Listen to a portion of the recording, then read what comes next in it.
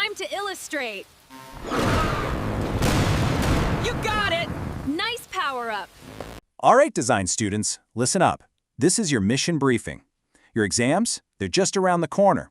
And today, we're going to master the anatomy of Adobe Illustrator. Think of this as your secret weapon to not just ace that test, but to truly take command of your creative workspace. You know, looking at the Illustrator interface for the first time, it can feel a bit like you're staring at the control panel of a spaceship, right? All those buttons, all those screens, it's a lot. But here's the thing.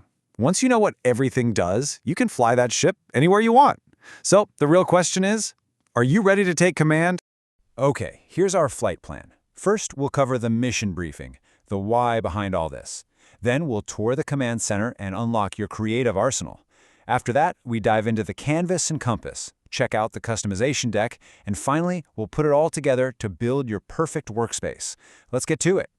All right, first things first, your design mission briefing. So, why are we even doing this? I mean, why bother learning all the official names for stuff? Well, it's not just about passing some exam, it's about being a pro. Knowing this vocabulary means you can work faster, you can actually understand those online tutorials, and you can talk to other designers without sounding like you don't know what you're doing. It's about efficiency. So here's the real goal, the big objective for today. We're learning the anatomy of this workspace so you can design without any limits. Seriously. When you're not wasting time hunting for a tool or a panel, you can just create. You stay in that flow state, and that is the ultimate prize. Next up, let's get a handle on your command center. We're going to start right at the very top of the screen, with the big picture controls that run the whole show. Right at the tippy top, that's your application bar. This is like the main chassis of the whole program. It's where you'll find the Workspace switcher, which is awesome for jumping between different layouts. Say one for typography and another for painting. It's your highest level of control. Right below that, you've got the classic menu bar.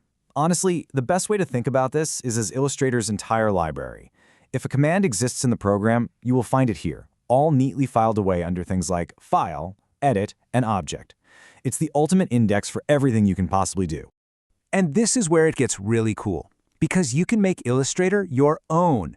Tucked away inside that menu bar are your preferences.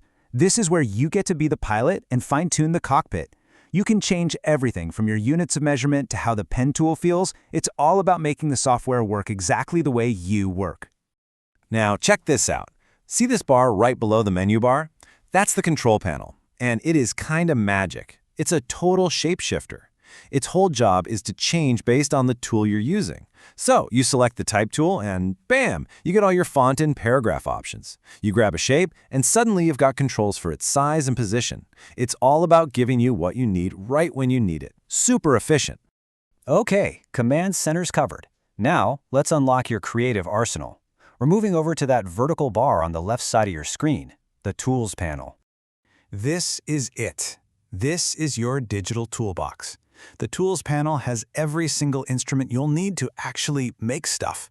Your pen tool, your shape tools, the brushes, the selection tools, they all live right here, just waiting for you to grab them and start creating. All right, we've got our tools, so where do we use them? Let's turn our attention to the heart of the workspace, what I like to call the canvas and your compass. This whole big area where your file lives, that's the document window. And that includes not just your design, but also that gray scratch pad area around it. We call that the pasteboard. It's the entire container for your project, a place to keep ideas off to the side before you put them on stage. Okay, now this is a really important one, especially for your exam. So listen up. The Artboard. That's the white canvas inside the document window. Think of it as the stage. It represents the final official boundary of your design. If you're making a poster, a business card, anything for print, the Artboard is everything. It defines exactly what gets printed or exported. Super crucial. All right, now glance down to the bottom left corner. See that little bar? That's your status bar. I think of it as the dashboard for your document. It gives you all this vital info at a glance, like your current zoom level, and it has little navigation controls to quickly jump between different artboards. It's your compass. Okay, let's shift our focus over to the right side of the screen. This is what I call the customization deck. This is where you go to fine-tune all the little details using a bunch of really powerful panels.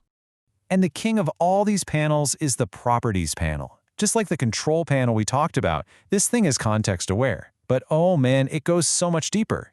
You select an object, and the Properties panel just comes alive, giving you super detailed controls for its appearance, its color, its stroke, transparency, you name it. This is where you get into the nitty-gritty. Now, this is a spot where a lot of students get tripped up, so let's make this super clear. The difference between the Control panel and the Properties panel. Okay, look. The Control panel, up at the top, gives you quick options for the tool you're holding. The Properties panel, over on the right, gives you detailed options for the object you've selected. So think of it like this. You pick up the brush tool. The Control panel at the top lets you pick your brush size. But after you've drawn a line and you click on that line, the Properties panel on the right lets you change its color, its weight, or even add a cool effect. One is for the tool in your hand, the other is for the thing you just made. Tool versus object. Got it? And to keep all this from getting totally chaotic, you've got collapsed panels. See how you can shrink down panels into these little icons on the side? That's the secret to keeping your workspace clean and organized. It saves so much screen space but keeps all your favorite panels just a single click away. It's a lifesaver. All right, we've looked at all the individual parts and pieces. Now, let's talk about how they all come together to create your perfect, personalized workspace. So, this whole setup, where you've put your Tools panel, which panels you have open on the right, how everything is arranged, that entire configuration has a name. It's called your workspace. And the best part? You can save your own custom layouts. You can have one workspace for when you're doing illustration and a completely different one for when you're working on a web layout. It's all about customization. So, let's put it all into practice. Imagine a typical workflow. Here's how it goes. First, you reach over to your Tools panel and grab the Pen tool. Then, you glance up at the Control panel to quickly check its settings. Number 3, you draw a beautiful shape right there on your artboard. Now you want to perfect it, right? So you head over to the Properties panel to dial in the perfect color and stroke. And finally, you use the status bar at the bottom to zoom way in and make sure every little detail is perfect. See? Every single part has its place in the flow. And that's it. Your mission briefing is complete. You now have the map, you have the vocabulary, and you have the confidence to navigate Illustrator like a pro.